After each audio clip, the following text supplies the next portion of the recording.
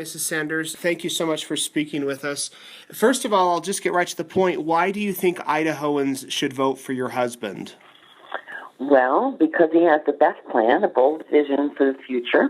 He has a record of achievements in accomplishing the things he sets out to do.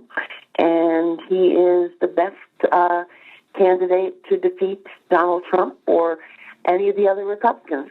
That's for a start. He believes that we should have affordable, accessible health care for everybody in this country, universal, without having to worry about raising premiums and higher co-payments and deductibles changing every year. He wants to have higher education free in public colleges and universities so that young people know that regardless of their family circumstances, when they're in elementary school, they know that if they work hard and they want a higher education, they can get it.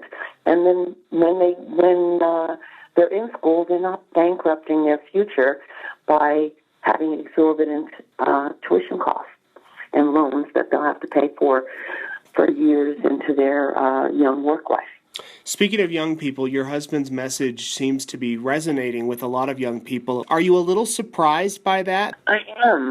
We knew always that his ideas would resonate because they are the ideas that help the middle class and certainly help young people. They're the concerns about the future in terms of climate change and jobs and infrastructure and the environment.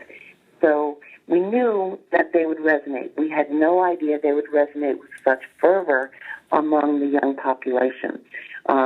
You may know that he's received more votes than from people under 30 than Hillary Clinton and Donald Trump combined. He's winning the 50 and under vote. And he's not doing as well among the seniors, which we had always thought that he would because he had worked so hard on their behalf on Social Security and a number of other issues. Idaho's a pretty conservative state, pretty red, a lot of Republicans. Does Senator Sanders' message relate to them? Yes, because he's very frugal, and he's also, he's talking about not expanding the federal government, but reprioritizing the government so that it works on behalf of the people, the working people of America.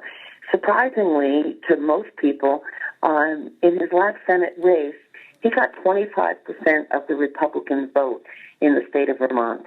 And they tell him, I don't agree with everything you say, but I know you're working hard on my behalf, and you're there for the little guy, and I know I can trust you.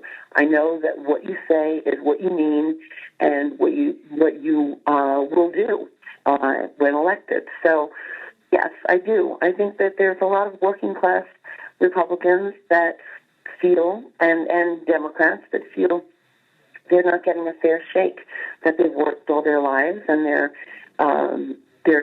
they want to have their children and their grandchildren do better as they get older. And so I think they need to look at his vision.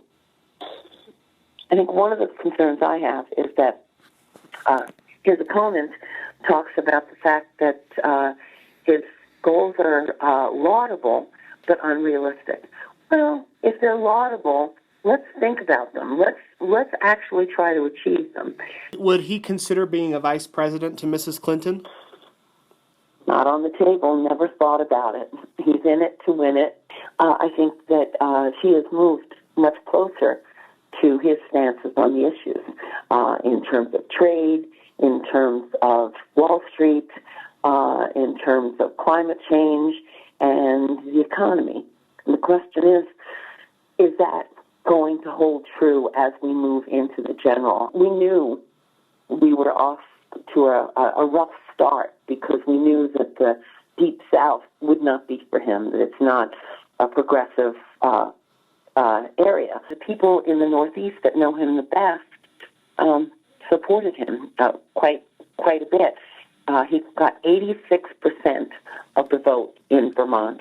He got the largest number of votes in New Hampshire that any candidate had gotten in either the Democratic or Republican Party in the history of the state. Maine, double digit. So those people know who he is. They trust him. And that's a really good indicator for the rest of the country to say, okay, this guy is who he says he is. He's going to do what he says he's going to do. And the question is, do you believe in his vision? Do you believe that we do need to wrest the economic and political decisions out of the hands of the lobbyists and the billionaires and the top 1% that are making all the decisions in Washington? What's something we might not know about your husband? Might not know that he likes to go horseback riding.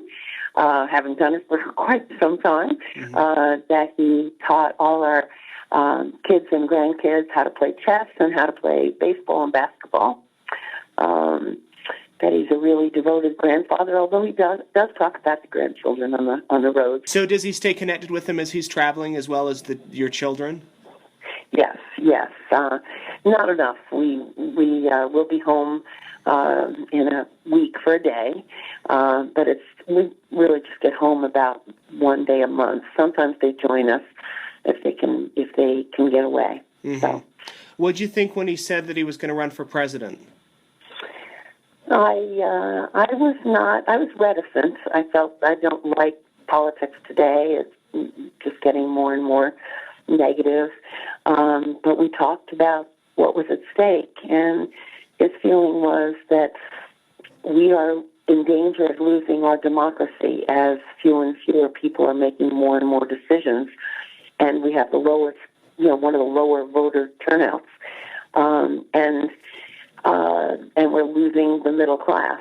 So his feeling was either you have to make a decision, show up or give up, and if we didn't do everything we could to make sure that this country got better in a number of these areas in terms of supporting, creating jobs, and increasing the middle class and paying attention to their issues.